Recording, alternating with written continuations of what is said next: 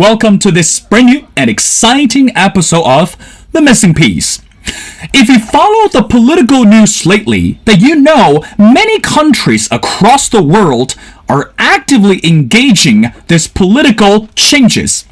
Now, from the countries in Asia, for example, the Philippines, South Korea, and all the way to the countries in Australia. Now today, that the nation of Australia recently elected a brand new prime minister.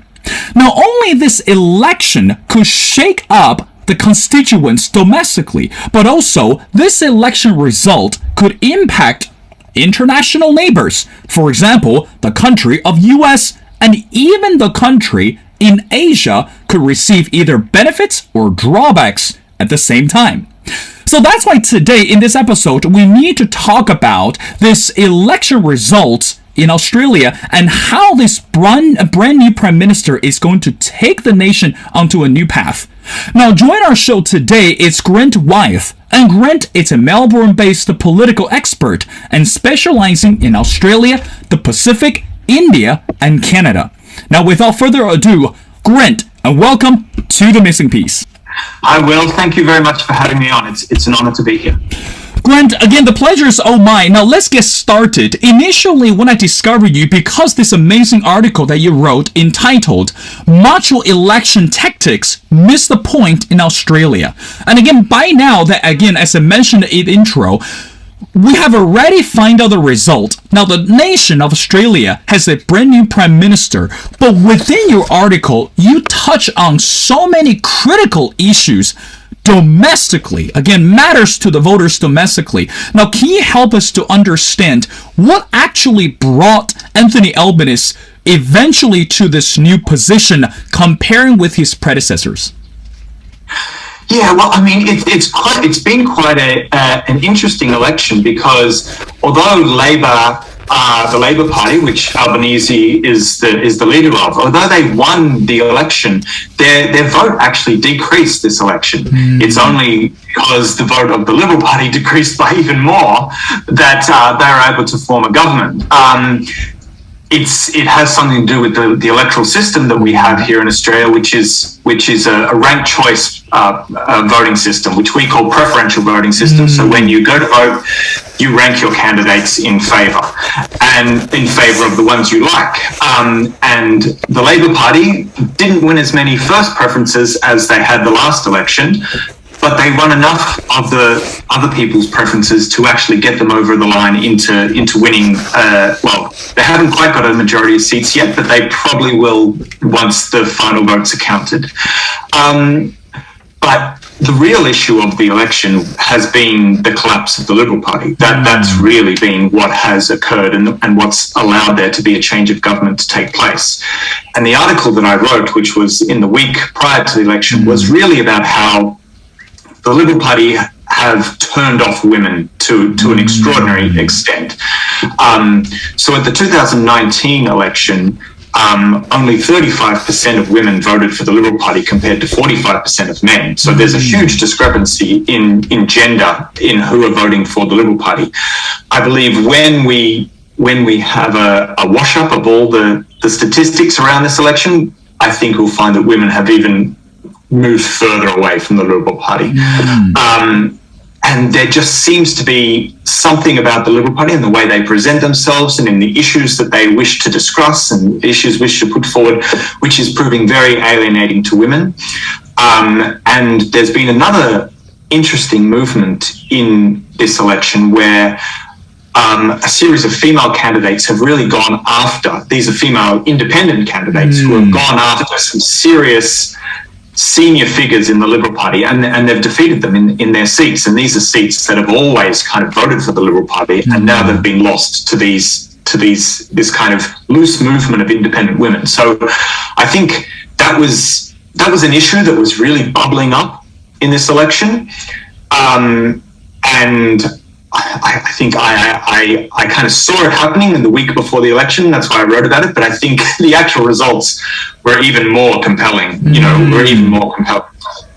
Now, Grant, let's go back to your article. Again, with this article that you mentioned, couple key factors actually brought Anthony Albanese to the stage. And number one that you mentioned, domestic violence. And that's number one. And number two, you're talking about the gender equality. I guess when we talk about domestic violence and gender equality, and those two seem irrelevant, but actually they kind of go hand in hand together, it only means the power of women within the society today. Now, from your perspective, because you are based in Melbourne, can you help us, give us a little bit information, how devastating was in terms of understanding this domestic violence, and how unfair was this gender inequality, or I guess how wide was the gap in terms of the gender equality in Australia? Because too often we always think about those issues normally will top the agenda for the US political changes, but in Australia we don't normally hear them a lot. Can you help us to understand a little bit? Yeah, so I think one of the big statistics that I mentioned in the piece is that a woman is being murdered every week in Australia by either a current or a former partner. So that's really huge statistic, and it's consistent. In the United Kingdom, it's a woman every 3 days. In the United States, I'm not sure the statistic, but given the size of the population, it would also be very similar statistics. So this is something that, if women can't be safe in their own home, that's a serious problem. And I think women are now standing up and saying that we actually want governments that are actually aware of this problem and are trying to find ways to create solutions to it. The other big issue is really the gender equality in terms of economic empowerment of women as well. So there's an extraordinary statistic that I mentioned that Australian women are equal first in the world in terms of educational attainment, but only 70th in the world in terms of economic participation. So there's something about Australia's economic structure that is not allowing women into the workforce and not allowing them to advance to kind of senior positions as well.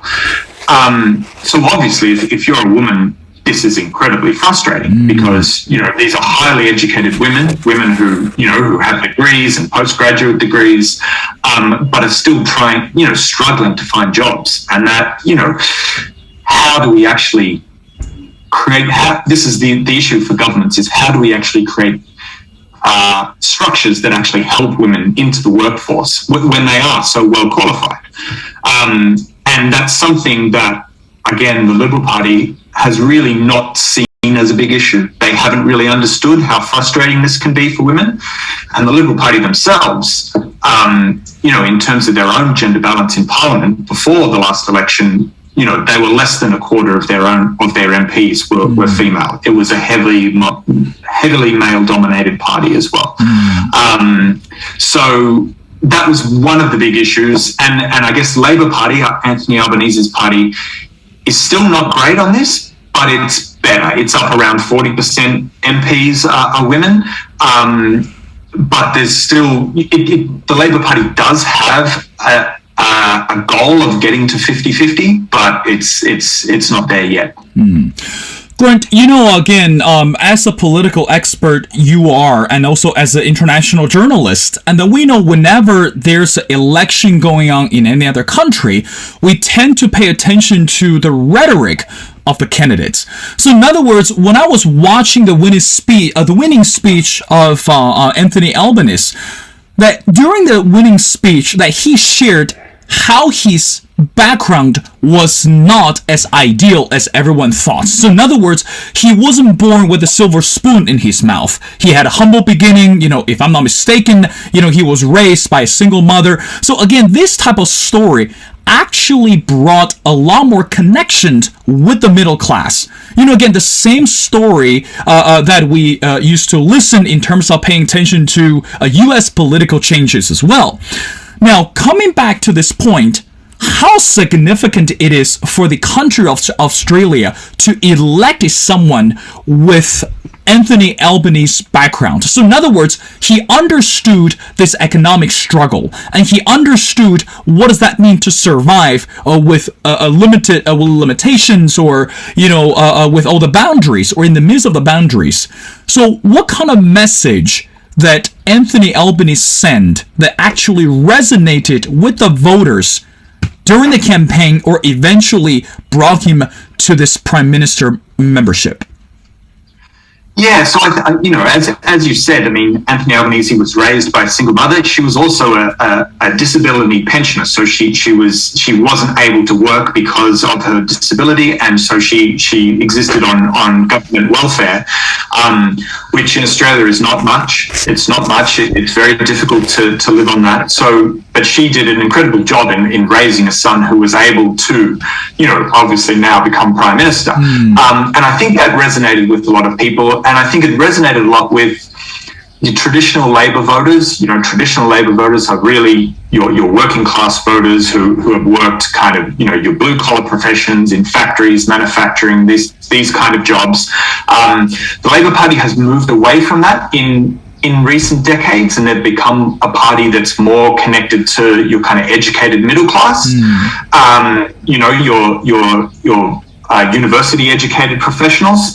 But Albanese is more bringing the Labor Party back to its roots, I guess. And I think what it says about, Australia, I think it sends a positive message that you can actually, there is opportunities in Australia if you do have a hard upbringing, if you are raised in kind of very difficult conditions, there are opportunities for you to advance through to become prime minister if you choose. So I think that's a positive message about Australia, and I think it gives people a lot of hope, I think. And I think that was maybe part of his connection with the public. I mean, although it's difficult to say, because I think he's not a great communicator. He's not someone who is able, he doesn't have the charisma or the charm of someone like a Barack Obama, or someone who is very eloquent and able to talk very well and connect with people. He doesn't have that, but I think he's seen as a genuine person. And I think that kind of counts. That kind of counts a lot with people. They're like, well, he may not be charming us, but we trust him. We see him as a genuine person. We trust him, and I think that's one of his great skills. Grant, let's move on to our international affairs. That this week has been very busy for the sitting U.S. President Joe Biden, because he traveled extensively overseas to Japan, to South Korea, and also the new Prime Minister of Australia, Anthony Albanese. He's also, I guess by the time we're talking about right now, they have already met up with the U.S. counterparts and also with India, build to consolidate this group called a Quad. So I want to know from your perspective, again, this is something that we have not heard or have not confirmed from this new Prime Minister yet. How do you think this new Prime Minister is going to work strategically with the countries such as U.S., India, and also Japan in terms of building this military power or this collaboration in the long run? Yeah, well, I think one thing about Australian politics is that foreign policy doesn't really change much when there's a change of government. Both the two major parties, the Liberal Party and the Labor Party, are very in sync on foreign policy. It's one of these ideas that has a bipartisan consensus in Australia. So I don't suspect there'll be any major changes in regards to foreign policy. I think the Labor Party will, and Anthony Albanese will, maybe be more sympathetic to the issues in the Pacific, with Pacific Islands who are very concerned about climate change. I think the Labor Party will be a bit more sympathetic to that. I think there's a affinity, I think, with Anthony Albanese and Joe Biden. So just before I came on, I was, they had actually met up in Tokyo this afternoon. And they seemed to get along very well, and apparently they had met previously as well, before either of them were in their current position, so they knew each other in the past. And I believe that personal connection. I think Australian politics likes personal connection as well, likes to be friendly with leaders, especially, and Japan and India as well. So I think that personal connection will work well as well. It will be transferred on from the previous Prime Minister to the new Prime Minister. And, the support for the Quad. So the Quad is the Quad's trying to pretend it's not a kind of military alliance. It's trying to pick up other issues as well. So one of the big issues today was about illegal fishing, and that's right. This is quite an issue. This is quite an issue through Southeast Asia as well. And so it's seeing what other issues it can pick up, which are not these kind of hard-edged military issues, and what are these kind of issues which are actually just about, I guess, creating, equitable international rules in the Asia Pacific or the Indo-Pacific,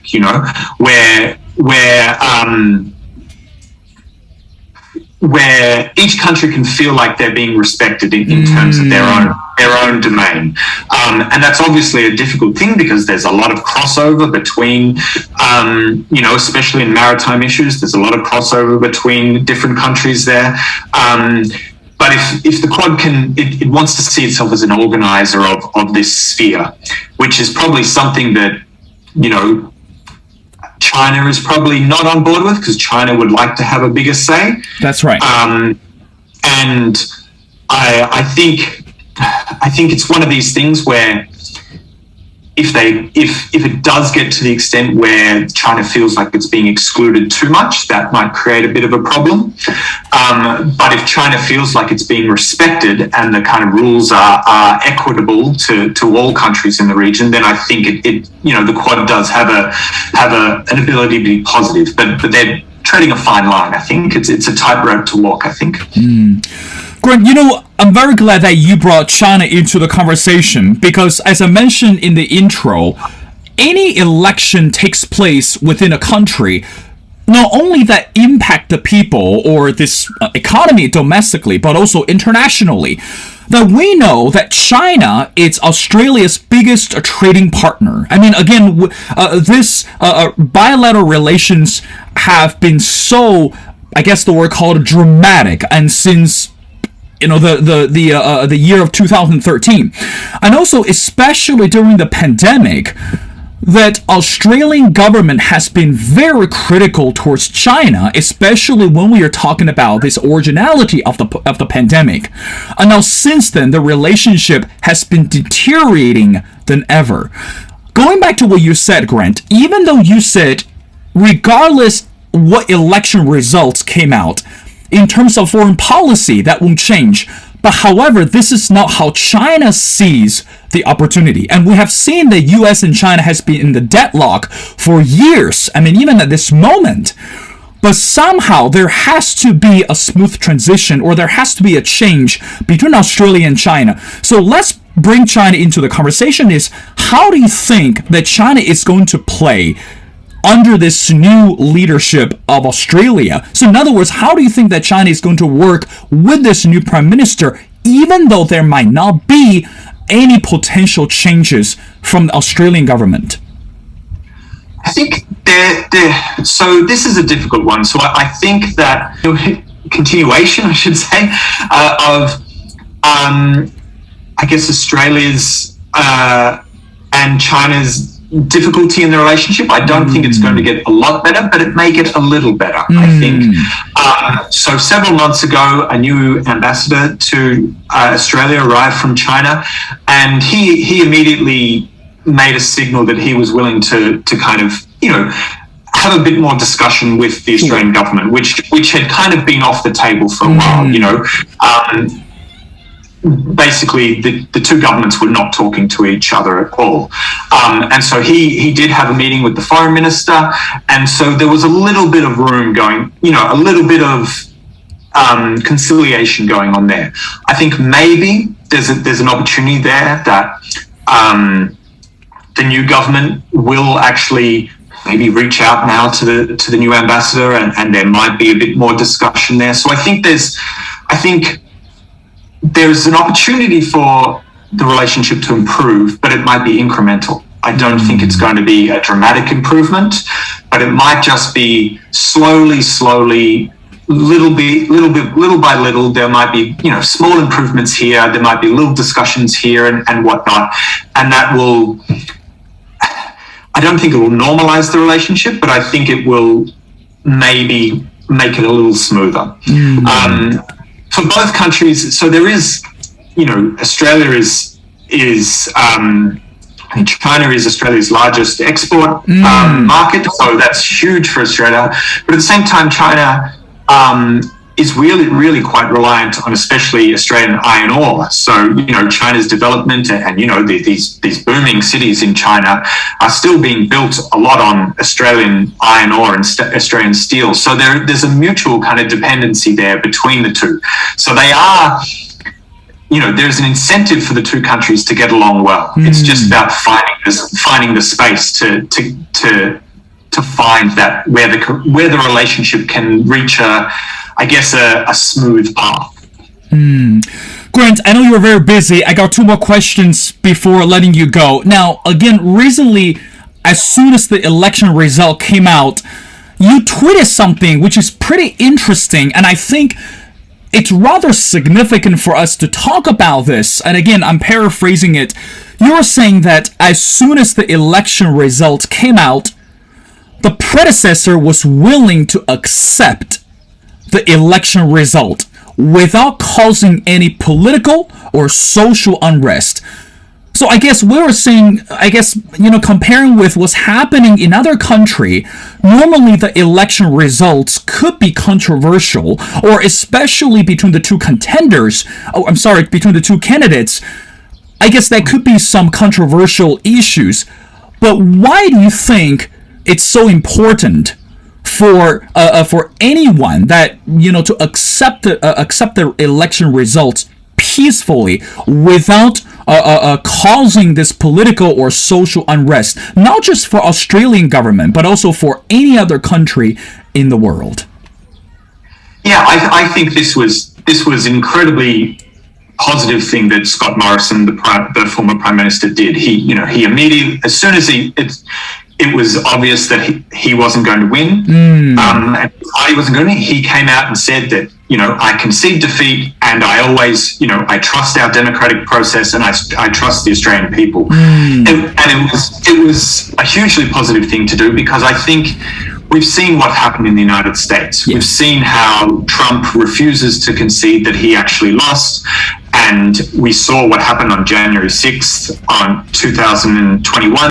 Where these Trump supporters stormed the Capitol building, and we don't want anything like that in Australia. We simply don't want anything like that in Australia, and so it was positive that he sent a signal that we've lost, and he accepted the defeat graciously. But also, I mean, we're quite different from the United States in that we have an independent electoral commission. So, the political parties can't get anywhere near the actual processes of democracy. It's very different from the United States, where the two parties kind of run the process as well. And the Australian public trusts the Australian Electoral Commission. The Australian public knows that whatever results the Australian Electoral Commission put out, they are the actual results. There is no questioning. It's an incredibly trustworthy, and it does a thorough and wonderful job. I still think it was incredibly important just for Morrison to just say, because we saw it after Trump did this in the United States. We saw in Samoa, in our region, the previous Prime Minister, he refused to accept the election result. We saw it in Peru as well. So Trump started a trend, and it's, that this was now an option on the table, that you could just refuse to accept results. So I think it's important that political leaders, whether they be in Australia or any other democracy, that they just signal that, no, the rules of the game are important, and we need to accept the rules of the game. We need to play by the rules. That's right, Grant. I couldn't agree with you more. Now, I want to wrap up our conversation with a simple question. We know whenever there's a new president or there's a new prime minister takes over, become, the whole, the face of the nation, there are so many things that could be on the agenda. Now, from your perspective, for Anthony Albanese, as the new prime minister of the country, what is, or should I say, what are some of the critical issues that are so dire for the nation to be solved, or for the government to pay attention at this moment? I mean, again, looking at the world, we're looking at 2022, the pandemic, the economy, gender equality, many of them could be laid out on the table. But from your perspective, what do you think are the most concerning issues for people today after this election result came out? Yeah, so I think climate change especially was a big issue in the election, and I think Australia is in a difficult position because coal and gas are such big export earners as well, and there's several regions in the country that are really reliant on these exports, so that makes it very difficult for Australia to actually be, to move towards renewable energy in any forceful way. So that would be a big issue. I think cost of living concerns are another big issue. A lot of places in the world are experiencing inflation, and we are here as well. And the price of petrol is serious in Australia as well. This is partially being caused by the war in Ukraine as well. I think for a lot of people, and the Labor Party have really campaigned on boosting wages, especially boosting the minimum wage. The minimum wage is quite good in Australia, but it could be better. It's not actually keeping up with inflation. So, and that's actually causing a lot of people who do rely on the minimum wage. So there's a few issues. It wasn't really a campaign of big ideas. It was really a kind of very small campaign on just looking at kind of minor issues and minor tweaks, really, to the way Australia operates. I think Australian politicians are very scared of saying anything too big. They think right. if they say anything too big, or if they say, they come out with bold ideas, that will cause them to lose. So Australian politicians tend to only ever like to make small changes or run their campaigns around small changes. So it makes kind of boring political campaigns. But it's, in general, I think Australia is a country that functions pretty well. It could do with some improvements in some areas, but in general, there's a decent standing of living here, and it's quite a peaceful society. So I think, politicians who seem to be tinkering too much with that are under threat. There's a conservatism in a philosophical way in the Australian public, because we don't like dramatic change. We just like incremental change. Well, Grant, I couldn't agree with you more, but you think about it, on one hand, that without promising anything big might sound boring, but I just hope and I pray that some of the American politicians can actually learn some of the tips from that. Instead of promising something big or dramatic, why not being practical and realistic regarding the goals of the country? Well, Grant Wyeth is a Melbourne-based political expert specializing in Australia and the Pacific, India, and Canada. And I strongly encourage our viewers to go online, check out Grant's latest article. It's called Macho Election Tactics, Miss the Point in Australia. And also you can find him through all social media platforms. Again, Grant, it's been a pleasure speaking to you. And thank you so much for taking your time to join our show. Help us to understand this recent election in Australia. Let's keep in touch, and we'd love to have you back as we continue to watch and follow the progress under Anthony Albanese in Australia. Thank you, sir.